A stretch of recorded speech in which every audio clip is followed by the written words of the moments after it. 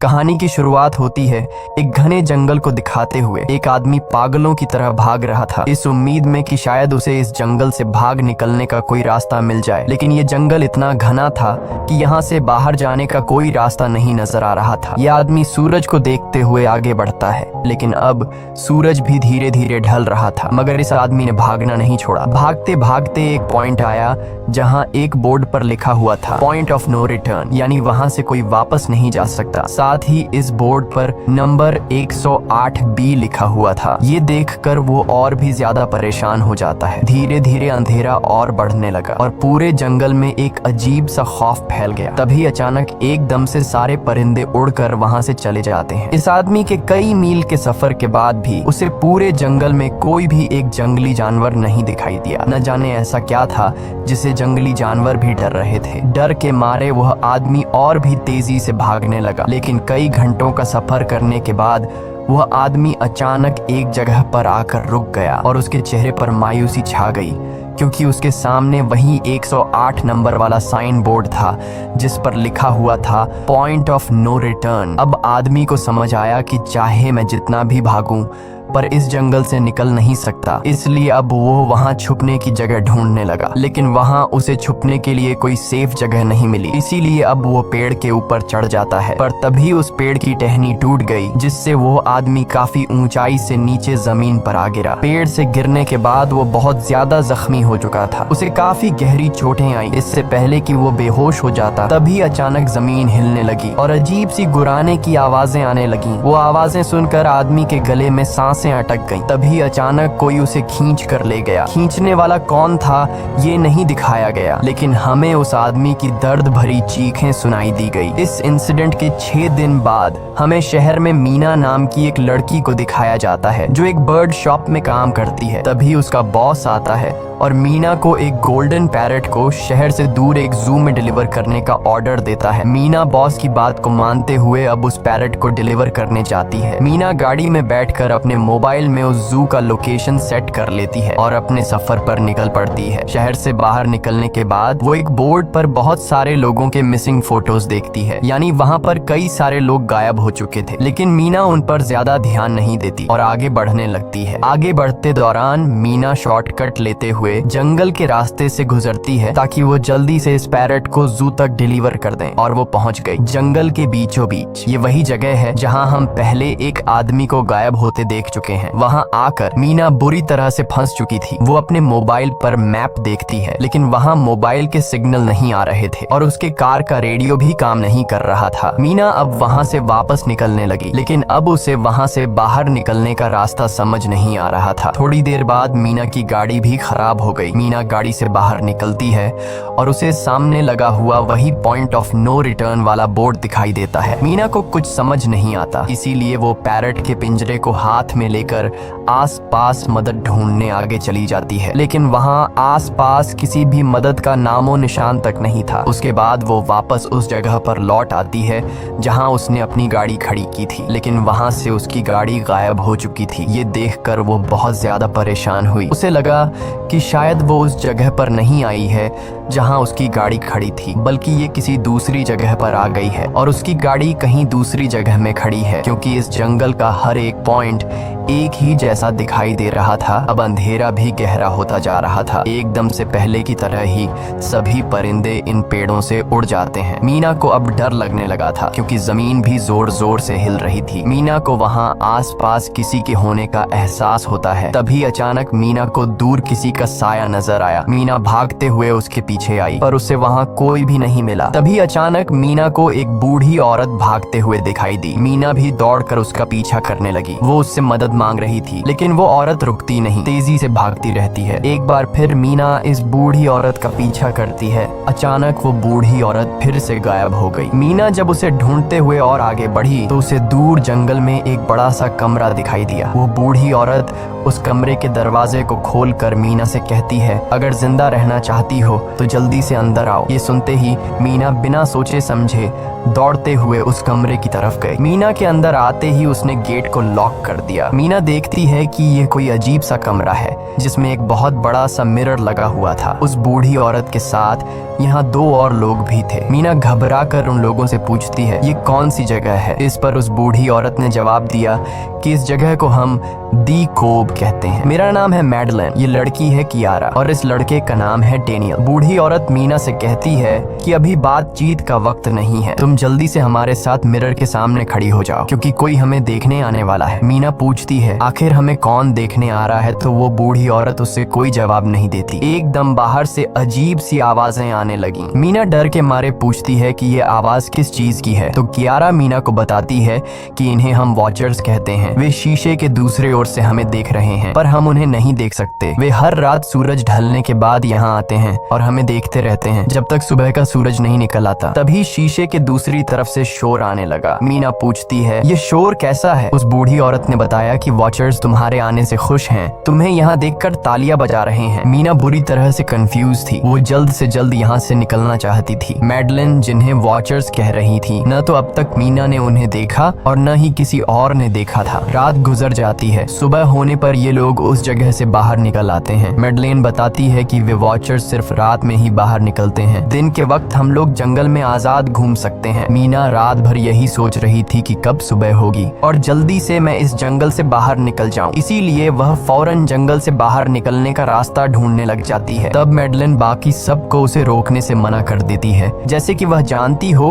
कि मीना इस जंगल से बाहर नहीं निकल सकती और वह जरूर वापस आएगी। बस मीना को जाते हुए मैडलेन बताती है कि तुम्हारा यह फैसला अच्छा नहीं है, इस जंगल से बाहर निकलने का कोई रास्ता नहीं है। रात होने से पहले हमें इस घर में वापस आना पड़ता है, अगर तुम लेट हो गई तो तुम अपनी जान से हाथ धो बैठोगी। मीना किसी की बात नहीं सुनती और अपने पैरट को लेते हुए तेजी से आगे बढ़ती है। थोड़ा सा आगे बढ़ने पर उसे वहीं पॉइंट ऑफ नो रिटर्न वाला साइन दिखाई देता है। उसे देखकर वो घबरा तो गई लेकिन उसने हिम्मत नहीं हारी और सूरज को देखकर सूरज की डायरेक्शन में आगे बढ़ती रही, पर जंगल से निकलने में कामयाब नहीं हो सकी। आगे चलकर रास्ता ही खत्म हो गया। मीना ने देखा कि वो एक पहाड़ के टॉप पर खड़ी है जहाँ से आगे दूर दूर तक जंगल के सिवा कुछ भी नहीं था। इसीलिए वो मायूस होकर नीचे बैठ जाती है। तभी अचानक उसके कंधे पर किसी ने हाथ रखा। वो डर गई और जब उसने पीछे मुड़कर देखा तो वो बूढ़ी औरत मैडलेन थी। यहाँ मैडलेन उसे हौसला देती है और कहती है कि सिर्फ तुम ही नहीं जिसने यहाँ से निकलने की कोशिश की और हार गई, हम भी तुम्हारी तरह ही हार कर यहाँ रुके हैं। यहाँ से बाहर निकलने का कोई रास्ता नहीं, चलो मैं तुम्हें कुछ दिखाती हूँ। मैडलेन मीना को जंगल की तरफ लेकर जाती है। मैडलेन मीना से कहती है ये जंगल एक शिकारी है और हम सब उसका शिकार, अगर जिंदा रहना चाहती हो तो हमारे साथ ही रहो। मैडलेन उसे पॉइंट ऑफ नो रिटर्न वाले काफी सारे साइन बोर्ड दिखाती है जो कि जंगल के चारों तरफ गोल घेरे में लगे थे और उनके बीच में था उनका कमरा। मैडलेन बताती है कि ये हमारे घर से आधे दिन के फासले पर लगे हैं, अगर इसे आगे गई तो वापस लौटना मुश्किल हो जाएगा, इसलिए कभी भी यह तुम्हें नजर आए तो तुम इन्हें इग्नोर मत करना। मीना पूछती है ये सब किसने बनाया, तो वो जवाब देती है ये एक प्रोफेसर ने बनाया है, लेकिन अब तक उसे किसी ने देखा नहीं है। अब रात हो जाती है। ये लोग वापस उस घर के अंदर आ जाते हैं। हर रात वॉचर्स उन्हें देखने के लिए आते थे। आज कियारा नामी लड़की उनके सामने डांस करती है और कहती है ये सब उन्हें पसंद है। ऐसा नहीं था कि इन चारों को हर रात वॉचर्स के सामने खड़ा ही रहना पड़ता था। ये लोग जो चाहते वह कर सकते थे, बस ये लोग उनकी तरफ अपनी कमर नहीं कर सकते थे। ऐसा करने पर वो लोग बहुत ज्यादा गुस्सा हो जाते थे। रात में तो उन्हें सिर्फ वॉचर्स का मसला था, लेकिन दिन में भी उन्हें बहुत मुश्किलों का सामना करना पड़ता था। ये लोग जंगल से हर रोज अपना पेट भरने के लिए कुछ न कुछ शिकार करके लाते थे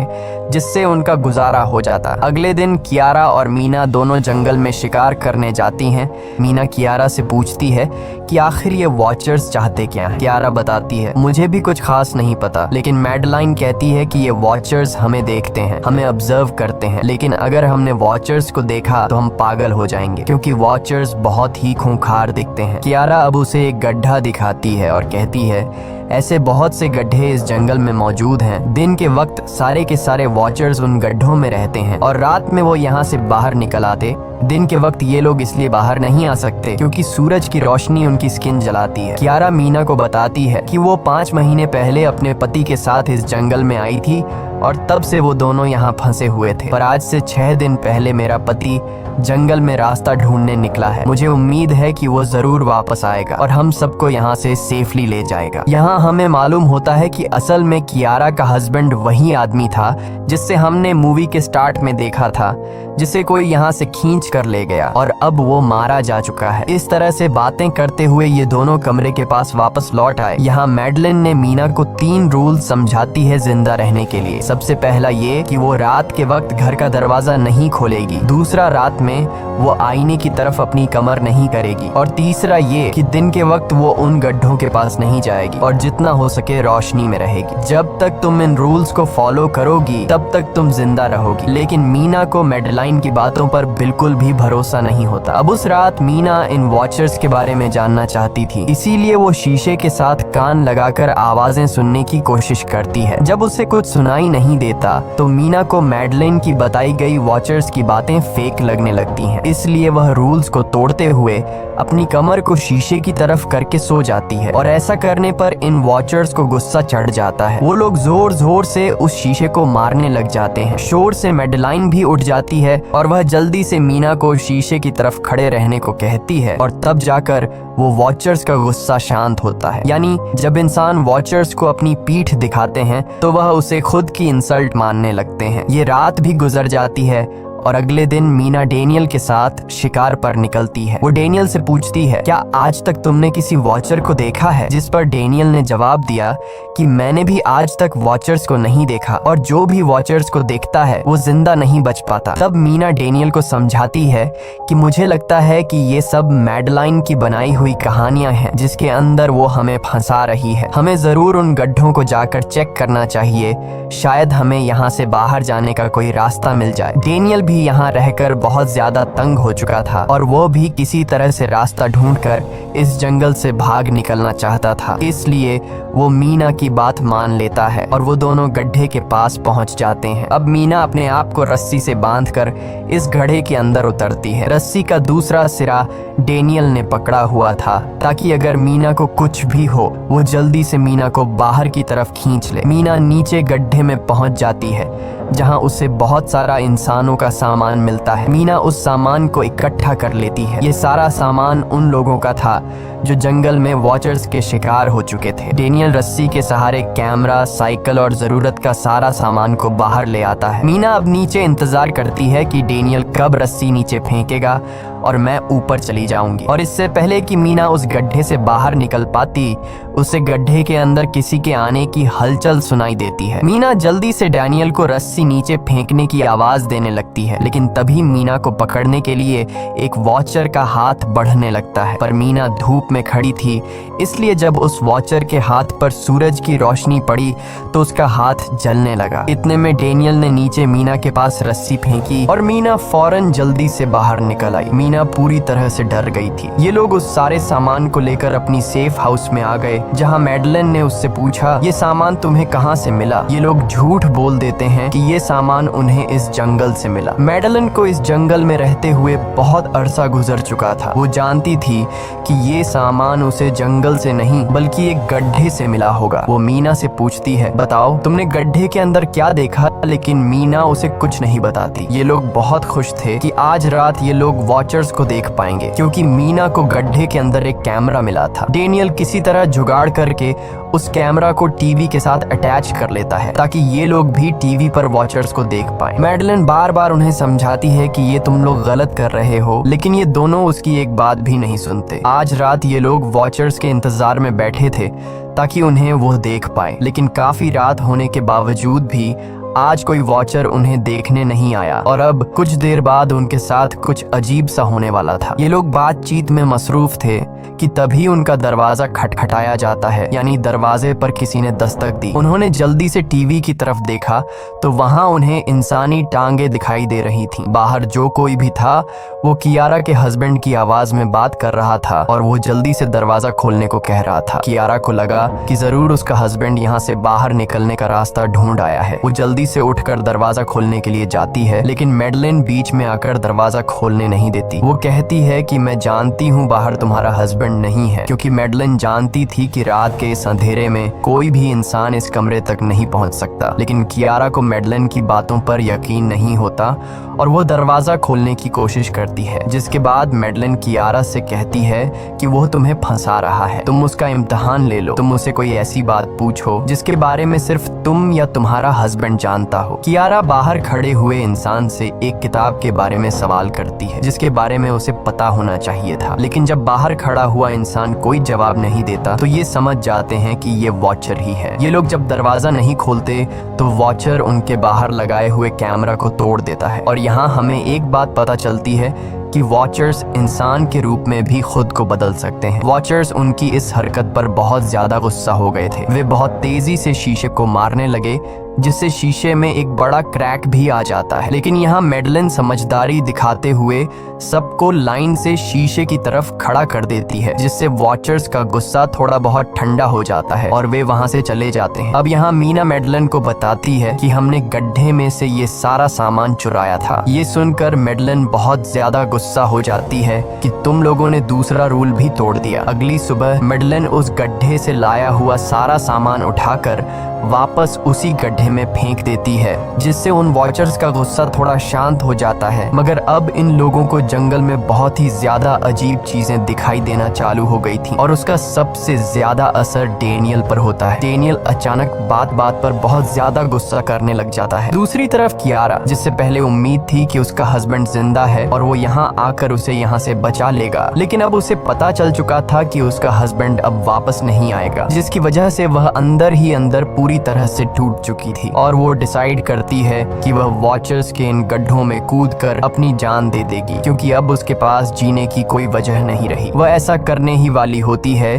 कि मीना आकर उसे बचा लेती है। इसी बीच हम देखते हैं कि डेनियल मैडलिन की तरफ अजीब तरह से देख रहा होता है और वह गुस्से में आकर मैडलिन को पेड़ के साथ बांध लेता है। डेनियल ने कहा कि अब मैं इस बुढ़िया के कोई रूल्स नहीं मानूंगा, अब यहाँ सिर्फ मेरी बात मानी जाएगी। अब रात होने वाली थी, इसलिए डेनियल कमरे की तरफ भागा और कियारा भी उसके पीछे भागी, लेकिन मीना मैडलिन के पास आई और उसकी रस्सियां खोलने लगी। दूसरी तरफ डेनियल ने कियारा को लेकर कमरे का दरवाजा अंदर से बंद कर दिया और मीना और मैडलिन को बाहर वॉचर्स के लिए छोड़ दिया। मीना और मैडलिन डेनियल से दरवाजा खोलने के लिए गिड़गिड़ाते रहे। डेनियल से रिक्वेस्ट करते हैं कि प्लीज दरवाजा खोल दो, लेकिन डेनियल ने दरवाजा नहीं खोला। अब बाहर चारों तरफ अंधेरा छा गया और वॉचर्स के आने का टाइम हो गया, इसलिए अब मजबूरन उन्हें अपनी जान बचाने के लिए एक घने पेड़ के नीचे रहकर छिपना पड़ा। थोड़ी देर बाद उन्हें वॉचर्स की गुर्राने की आवाजें आने लगी। इस टाइम मीना और मैडलिन के साथ हमें भी उन वॉचर्स की एक झलक दिखाई जाती है। ये लोग लंबे पतले और खतरनाक थे। सब अपने अपने गड्ढों से निकलकर इंसानों को देखने के लिए उस सेफ रूम तक पहुंचते हैं और जब ये लोग देखते हैं कि मीना और मैडलिन वहां नहीं हैं, तो वो उनको खाने के लिए जंगल में ढूंढने लग जाते हैं। और जब ये वॉचर्स दूर जाते हैं तो मौके का फायदा उठाते हुए ये दोनों फिर से सेफ रूम तक आ जाते हैं और डैनियल से रो रो कर दरवाजा खोलने को कहते हैं। इस बार डैनियल के दिल में रहम जाग जाता है और वो उनके लिए दरवाजा खोल लेता है। अब अंदर जाने के बाद पहले तो मैडलिन डैनियल पर गुस्सा करती है और फिर इन सबको शीशे के सामने खड़ा करके वॉचर्स के बारे में कुछ बातें बताती है। मैडलिन ने कहा कि अब तक हम बहुत से रूल्स तोड़ चुके हैं, इसलिए मुझे नहीं लगता कि इस बार वॉचर्स हमें माफ करेंगे। मैं तुम लोगों को वॉचर्स के बारे में कुछ सच्चाई बताना चाहती हूँ। दरअसल मैं जब यहाँ पहली बार आई थी तो मैंने कुछ ऐसा देखा जिससे मेरे होश उड़ गए। मैंने अपना ही एक डुप्लीकेट देखा। असल में वो एक वॉचर था जो मेरा रूप लेने की कोशिश कर रहा था। हालांकि उसकी आंखें और बाल बिल्कुल परफेक्ट नहीं थे। मीना ने पूछा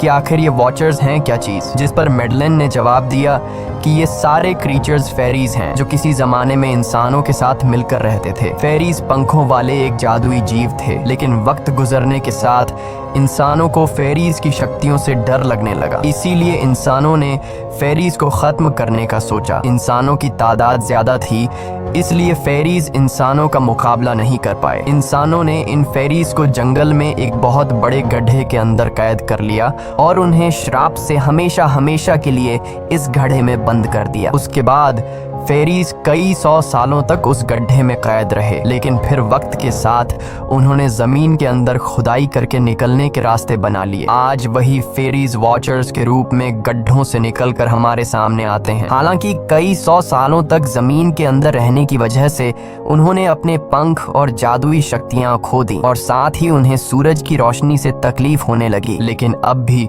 उनमें रूप बदलने की शक्ति है। इस पर डैनियल ने मैडलिन से पूछा कि ये वॉचर्स हमसे क्या चाहते हैं और ये हर रात हमें देखते क्यों हैं, जिस पर मैडलिन ने बताया कि ये वॉचर्स एक बार फिर से जंगल से निकलकर इंसानों के बीच रहना चाहते हैं, लेकिन अपने असली रूप में ये इंसानों के बीच नहीं रह सकते। इसीलिए उन्होंने हमें यहाँ रखा हुआ है ताकि हमें देखकर हमारा रूप ले सकें और हमसे आज के दौर के तौर तरीके सीख कर इंसानों के बीच रह सकें। मैडलिन ये सब बातें बता ही रही थी कि अचानक सभी वॉचर्स वापस लौट आए और जब वॉचर्स को पता चलता है कि मैडलिन और मीना वापस अपने कमरे में आ गए हैं तो वो सब गुस्से से भड़क उठे और दरवाजा तोड़ने की कोशिश करने लगे। इन चारों ने टेबल को खींचकर दरवाजे के सामने रख दिया ताकि दरवाजा वॉचर्स तोड़ न सके, लेकिन वॉचर्स की ताकत काफी ज्यादा थी और इन चारों को पता चल चुका था कि जल्द ही वॉचर्स अंदर आ जाएंगे और उन्हें मौत अपनी आंखों के सामने दिखाई दे रही थी। तभी उन्होंने देखा कि टेबल को घसीटकर दरवाजे तक ले जाने की वजह से कारपेट पलट गई है। जब उन्होंने कारपेट हटाया तो उन्हें नीचे एक बड़ा लोहे का गेट नजर आया। उन्होंने जल्दी से गेट खोला तो उन्हें पता लगा कि नीचे एक बहुत बड़ा बंकर है। ये लोग जल्दी से उस बंकर के अंदर घुस गए और ऊपर से लोहे का गेट बंद कर दिया। ये लोग इस बात को लेकर परेशान थे कि ये बंकर यहाँ पर मौजूद था और इन लोगों को पता भी नहीं चला। इस बंकर के नीचे बहुत फैसिलिटीज थी, हजारों दिन का खाना, एक कंप्यूटर और भी बहुत सारा जरूरत का सामान रखा था। मीना जानना चाहती थी कि आखिर ये जगह किसने बनाई, इसीलिए वो उस कंप्यूटर को ऑन कर लेती है। उस कंप्यूटर में बहुत सारा डेटा सेफ था जिसे खोलने पर उन्हें पता चलता है कि ये सारी जगह प्रोफेसर मार्टिन ने बनाई थी। असल में प्रोफेसर को इन क्रीचर्स के बारे में पता था। वो इन वॉचर्स पर रिसर्च करना चाहता था, इसीलिए उसने ये बंकर बनाया था। पैसों का लालच देकर वो दूसरे इंसानों को काम के लिए यहाँ लेकर आता था और रात के वक्त मजदूरों को ऊपर कमरे में छोड़कर खुद यहाँ आकर छुप जाता था और वो वॉचर्स फिर उन इंसानों को खा जाया करते थे। अगली वीडियो में डॉक्टर मार्टिन बताते हैं कि उनकी रिसर्च के दौरान उन्हें एक सबसे अलग फेरी मिली जो रोशनी में भी उन गड्ढों से बाहर आ सकती थी। डॉक्टर बताता है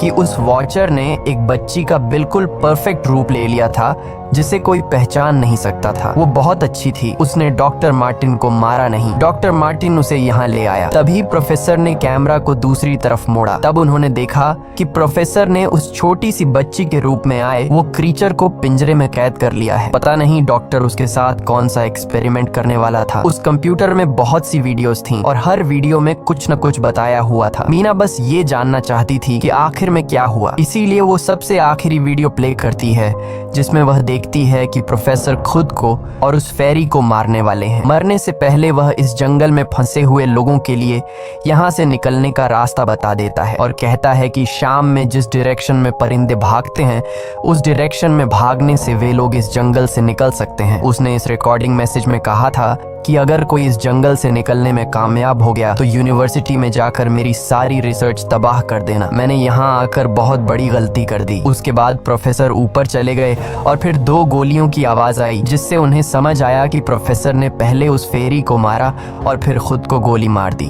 आज रात ये चारों बहुत खुश थे क्योंकि उन्हें इस जंगल से जान छुड़ाने का रास्ता मिल गया था। अगली सुबह सभी लोग अब बंकर से बाहर निकलते हैं तो देखते हैं कि उनका सेफ हाउस उन वॉचर्स ने पूरी तरह तबाह कर दिया है और आज के दिन उन्हें लाजमी इस जंगल से निकलना होगा वरना ये लोग मारे जाएंगे, क्योंकि रात को अब उनके पास छिपने के लिए कमरा भी नहीं बचा था। ये लोग अब यहाँ जंगल से निकलने के रास्ते में बढ़ने लगते हैं। वो परिंदे जिनके बारे में प्रोफेसर बता रहे थे वे तो शाम को उड़ने वाले थे, लेकिन उन्हें शाम होने से पहले जंगल से बाहर निकलना था। इसलिए मीना अपने पास मौजूद पैरट को आजाद कर देती है। जिस डायरेक्शन में वह उड़ता है उसी डायरेक्शन में ये लोग चलने लग जाते हैं। चलते हुए रास्ते में ही उन्हें एक कब्र मिली। मैडलिन उस कब्र को देखकर बताती है कि एक वक्त था जब ये लोग इंसानों के साथ रहते थे, लेकिन इंसानों ने उनके साथ बहुत बुरा किया, धोखा किया और उन्हें यहाँ जंगलों में फंसाकर खुद चले गए। कई घंटे सफर करने के बाद ये लोग एक नदी के पास पहुंच गए। वहां उन्हें प्रोफेसर का एक बोट मिला, जिसको देखकर ये लोग बहुत खुश हुए। लेकिन उनकी खुशी अब कुछ ही देर की मेहमान थी, क्योंकि अब अंधेरा हो चुका था और वॉचर्स के आने का वक्त हो गया था। उससे पहले कि ये लोग डॉक्टर मार्टिन की बोट में बैठकर यहाँ से दूर चले जाते, तभी उन्हें पीछे से किसी की आवाज आई। जब उन्होंने पीछे मुड़कर देखा तो वो कियारा का हस्बैंड था, जो मदद के लिए चिल्ला रहा था। वो बहुत ही जख्मी हालत में था। बाकी सब बोट में बैठ चुके थे, इसलिए डेनियल अकेला उसकी मदद के लिए गया। डेनियल कियारा के हस्बैंड को खींचकर बोट की तरफ लाने लगा, लेकिन तभी ये लोग बोट से देखते हैं कि डेनियल जिसकी मदद करने गया वह कोई इंसान नहीं बल्कि एक वॉचर है, जिसने उनके सामने ही डेनियल का रूप ले लिया। वो लोग कुछ भी नहीं कर पा रहे थे। अब उस वॉचर ने डेनियल को मार दिया। उन्हें इस बात का पता था कि वॉचर्स इस नदी को पार नहीं कर सकते हैं, और फाइनली ये लोग खुद इस नदी को पार करके शहर तक पहुंच जाते हैं। और कहानी में असल ट्विस्ट इसके बाद आया। शहर पहुंचने के बाद ये तीनों अलग अलग रास्तों पर चले गए, और कुछ दिनों बाद अब मीना जल्दी से डॉक्टर मार्टिन के कहने के मुताबिक उनके यूनिवर्सिटी में उनका सारा डेटा खत्म करने के लिए आई। उससे पहले कि वह उनका रिसर्च डेटा डिलीट कर देती, तभी उससे वहां एक टेप रिकॉर्डर मिला, और उस टेप रिकॉर्डर से मीना को एक नया राज मालूम हुआ। जब हजारों साल पहले इंसान और फेरीज एक साथ रहते थे, तो तब उनकी शादी भी हुआ करती थी। इंसान और फेरी के मिलन से जो बच्चे पैदा होते थे, उनमें इंसान और फेरी दोनों के गुण होते थे। उन्हें हाफलिंग्स कहा जाता था। उन हाफलिंग्स में एक खासियत थी कि वे रूप बदलने में इतने माहिर होते थे कि वे किसी मरे हुए इंसान का रूप भी बदल सकते थे। प्रोफेसर का मानना था कि जब इंसानों ने फेरीज को जंगल के अंदर गढ़ों में कैद कर लिया था, तब हाफलिंग इंसानों के बीच अपना रूप बदलकर चुपके से रहने लगे, और वो आज भी किसी न किसी रूप में इंसानों के बीच मौजूद है। मीना जब प्रोफेसर के ऑफिस में आई और वहाँ पर जांचबीन करने लगी, तो वहाँ उसके हाथ कुछ ऐसी तस्वीरें लगी जिसने उसके होश उड़ा दिए। उसने देखा कि तस्वीर में जो प्रोफेसर के साथ लेडी खड़ी है, वो कोई और नहीं बल्कि मेडलिन है, और असल में मेडलिन प्रोफेसर की वाइफ है। वो कंफ्यूज हो जाती है कि मेडलिन ने उसे यह बातें क्यों नहीं बताई। इस भारी कंफ्यूजन को शेयर करने के लिए वो कियारा के पास आती है और उसे बताती है कि जिस मेडलिन से हम जंगल में मिले थे, वो असल में प्रोफेसर मार्टिन की वाइफ है, लेकिन उसने हमें यह सच्चाई इसलिए नहीं बताई क्योंकि वो खुद एक इंसान नहीं बल्कि एक रूप बदलने वाली फेरी थी। मैंने जब रिसर्च किया तो मुझे पता चला कि काफी साल पहले प्रोफेसर की वाइफ मेडलिन कैंसर की वजह से मर गई थी। ये सुनकर कियारा कहती है कि फिर वो मेडलिन कौन थी जो इतने समय से हमारे साथ थी। इस पर मीना कहती है, मुझे सब समझ आ रहा है। दरअसल प्रोफेसर अपनी वाइफ के मरने से बहुत दुखी थे और उसे हर हाल में वापस पाना चाहते थे, और जब प्रोफेसर को इन रूप बदलने वाली फेरीज के बारे में पता चला तो प्रोफेसर ने उस रूप बदलने वाली फेरी को पिंजरे में कैद किया, जो एक बच्ची का परफेक्ट रूप लेकर उनके पास आई थी। प्रोफेसर ने अपनी वाइफ की फोटो दिखाते हुए उस फेरी को अपनी वाइफ मेडलिन जैसा बना दिया, क्योंकि वो फेरी बाकी फेरीज से अलग थी। वो दिन में भी बाहर आ सकती थी। मीना ने कहा कि मैंने मेडलिन को यहाँ बुला लिया है, हमें किसी तरह से करके उसे वापस जंगल भेजना होगा। तभी एक कार वहाँ आकर रुकी। जब उस कार से जो इंसान उतरा, उसे देखकर मीना के गले में सांस अटक गई। वो कियारा थी, यानी कि अब तक जो मीना के साथ थी वो मेडलिन थी। उसने कियारा का रूप ले रखा था। कियारा जैसे ही घर के अंदर आई, तभी मेडलिन ने कियारा के हस्बैंड के रूप में बदलकर उसे बेहोश कर दिया। मीना ने मेडलिन से कहा, आखिर तुम चाहती क्या हो? जिस पर मेडलिन गुस्से में आकर कहा, मैं फेरीज की सबसे अलग मखलूक हूँ। मेरे सभी साथी बचपन से मुझे चिढ़ाते थे। वो मुझे अपने साथ नहीं रहने देते क्योंकि मैं सबसे अलग थी। मैं उस जंगल में अकेली पड़ चुकी थी और मैं उस जंगल से निकलकर बाहर लोगों के साथ मिलकर रहना चाहती थी। फिर एक दिन प्रोफेसर उस जंगल में आया।